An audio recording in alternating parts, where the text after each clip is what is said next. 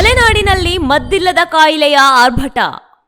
ತೀರ್ಥಹಳ್ಳಿ ತಾಲೂಕಿನ ಜನರಲ್ಲಿ ಆತಂಕ. ಚಳಿಗಾಲದಲ್ಲಿಯೇ ಒಕ್ಕರಿಸಿದ ಕೆಎಫ್ಡಿ. ಹೌದು, ಮಲೆನಾಡಿನ ಜನರನ್ನು 4 ದಶಕಗಳಿಂದ ಕಾಡುತ್ತಿರೋದು ಮಂಗನ ಕಾಯಿಲೆ. ಸಾಮಾನ್ಯವಾಗಿ ಬೇಸಿಗೆ ಟೈಮ್ನಲ್ಲಿ ಕಾಣಿಸಿಕೊಳ್ಳುವ ಮಾರಕ ರೋಗ ಡಿಸೆಂಬರ್ ತಿಂಗಳ ಚಳಿಗಾಲದಲ್ಲಿಯೇ ಒಕ್ಕರಿಸಿದೆ.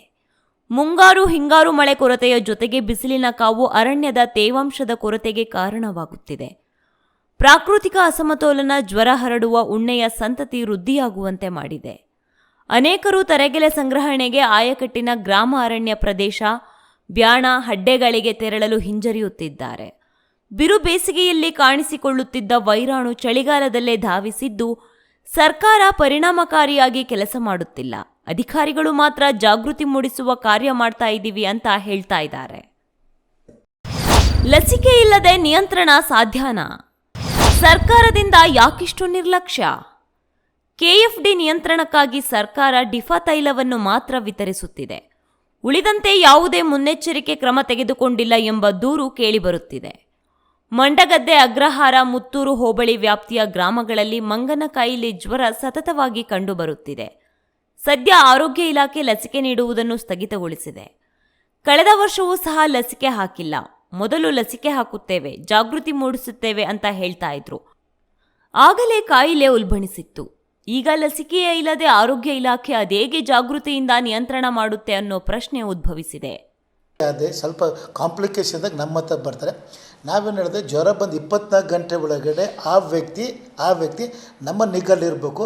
ಎಲ್ಲರಿಗೂ 100% ಅಡ್ಮಿಷನ್ ಅವಶ್ಯಕತೆ ಇಲ್ಲದ್ರು ನಾವು ಕನಿಷ್ಠ 5 ದಿವಸ ನಮ್ಮ ಅಬ್ಸರ್ವೇಷನ್ ಇರಬೇಕು ಅಂತ ಹೇಳ್ತೇನೆ. ಯಾಕಂದರೆ ಇಲ್ಲಿ 2ನೇ ಫೇಸಿಗೆ ಕಾಯಿಲೆ ಹೋದಾಗ ಅಲ್ಲಿ ಸ್ವಲ್ಪ ಬೇರೆ ನರಕ್ಕೆ ಮತ್ತು ಬ್ಲೀಡಿಂಗ್, ರಕ್ತಸ್ರಾವಕ್ಕೆ ಚಾನ್ಸಸ್ ಇರುತ್ತೆ.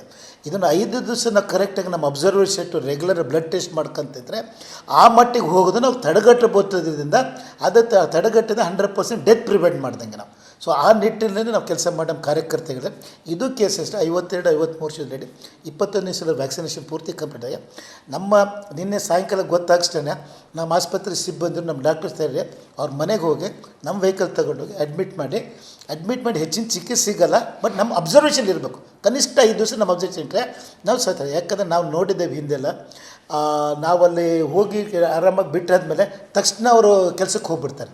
ಈಗೆಲ್ಲ ಅಡಿಕೆ ಕೂಡ ಸೀಸನ್ ಏನು ಬರ್ತಾರೆ, ಬೆಳಗ್ಗೆಯಿಂದ ಸಾಯಂಕಾಲವರೆಗೂ ಬಿಸಿಲಲ್ಲಿ ಇರ್ತಾರೆ, ಮತ್ತಿನ್ನೂ ಸುಸ್ತಾಗ್ತಾರೆ. ಸೊ ಈ ಟೈಪ್ ಆಗಬಾರ್ದು ಅಂದರೆ ಕನಿಷ್ಠ 5 ದಿವಸ ನಮ್ಮ ಅಬ್ಸರ್ವೇಷನಲ್ಲಿ ಹೆಚ್ಚಿನ ಟ್ರೀಟ್ಮೆಂಟ್ ಇಲ್ಲ, ನಮ್ಮ ಅಬ್ಸರ್ವೇಷನ್ಗೋಸ್ಕರ ನಮ್ಮ ಅಬ್ಸರ್ವೇಷನ್ ಇರಬೇಕು ಅಂತ ಹೇಳಿದೆ. ಈ ನಿಟ್ಟಿನಲ್ಲಿ ನಮ್ಮ ಕಾರ್ಯಕರ್ತರು ಕೆಲಸ ಮಾಡಿದರೆ ಜನರ ಹತ್ರ ನಾನು ರಿಕ್ವೆಸ್ಟ್ ಮನವಿ ಮಾಡ್ಕೊಳ್ಳೋದಷ್ಟೇ, ನಿಮ್ಗೆ ಏನೇ ಜ್ವರ ಬಂದರೂ ಸೆಲ್ಫ್ ಮೆಡಿಕೇಷನ್ ಮಾಡೋಕ್ಕೆ ಹೋಗ್ಬೇಡ್ರಿ. ತಕ್ಷಣ ನಮ್ಮ ಆರೋಗ್ಯ ಕಾರ್ಯಕರ್ತರು ಸಿಬ್ಬಂದಿಗಳಿದ್ದಾರೆ, ಅವ್ರಿಗೂ ನಾವು ಔಷಧಿ ಕೊಟ್ಟಿದ್ದೇವೆ.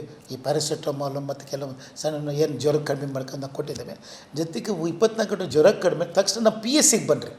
PSC ಬಂದು ವೈದ್ಯರ ಹತ್ರ ಟೆಸ್ಟ್ ಮಾಡಿಸ್ಕೊಂಡು ವೈದ್ಯರ ಸಲಹೆ ಮೇಲೆ ಮುಂದೆ ನಡ್ಕೊಳ್ರಿ ಅಂತೇಳಿ ನಾನು ಸಾರ್ವಜನಿಕ ಒಂದು ಮನವಿ ಮಾಡ್ಕೊತಾನೆ. ಸಂಶೋಧನೆ ನಡೆದಿಲ್ಲ, ಔಷಧಿಯೂ ಇಲ್ಲ, ಮತ್ತೆ ಹೇಗೆ ಕಂಟ್ರೋಲ್ ಮಾಡೋಕೆ ಸಾಧ್ಯ? ಇದೇ ನೋಡಿ ಯಕ್ಷ ಪ್ರಶ್ನೆ. 1980ರ ದಶಕದಲ್ಲಿ ಕೆಎಫ್ಡಿ ರೋಗ ಕಂಡು ಬಂದಿದ್ದರೂ ಔಷಧ ಸಂಶೋಧನೆಯಾಗಿಲ್ಲ. ಜ್ವರ ನಿಯಂತ್ರಣ ಚಿಕಿತ್ಸೆ ಹೊರತುಪಡಿಸಿ ಸಂಪೂರ್ಣ ಗುಣಪಡಿಸುವ ಔಷಧ ಇಲ್ಲ. ಕೇವಲ ಮಲೆನಾಡು ಭಾಗಕ್ಕೆ ಸೀಮಿತವಾದ ಕಾಯಿಲೆ ಇದಾಗಿದೆ. ಕೆಎಫ್ಡಿ ವೈರಾಣುವಿನಲ್ಲಿ ಬದಲಾವಣೆ ಆಗಿದೆ. ಈ ಹಿಂದೆ ಜನರಿಗೆ ಹಾಕುತ್ತಿದ್ದ ಲಸಿಕೆ ಈಗ ಕೆಲಸ ಮಾಡುತ್ತಿಲ್ಲ. ಹೊಸ ಲಸಿಕೆಯನ್ನು ಕಂಡುಹಿಡಿದಿಲ್ಲ, ಉತ್ಪಾದನೆಯೂ ಆಗ್ತಾ ಇಲ್ಲ. ಪ್ರತಿ ವರ್ಷವೂ ಈ ಮಾರಕ ಕಾಯಿಲೆಗೆ ಜನ ಸಾಯ್ತಾ ಇದ್ರೂ ಸರ್ಕಾರಗಳು ಮಾತ್ರ ಎಚ್ಚೆತ್ತುಕೊಂಡಿಲ್ಲ. ಮಾರಕ ಮಂಗನ ಕಾಯಿಲೆಗೆ ಇನ್ನೆಷ್ಟು ಬಲಿಯಾಗಬೇಕೋ ಏನೋ. News room Kannada medium 24x7.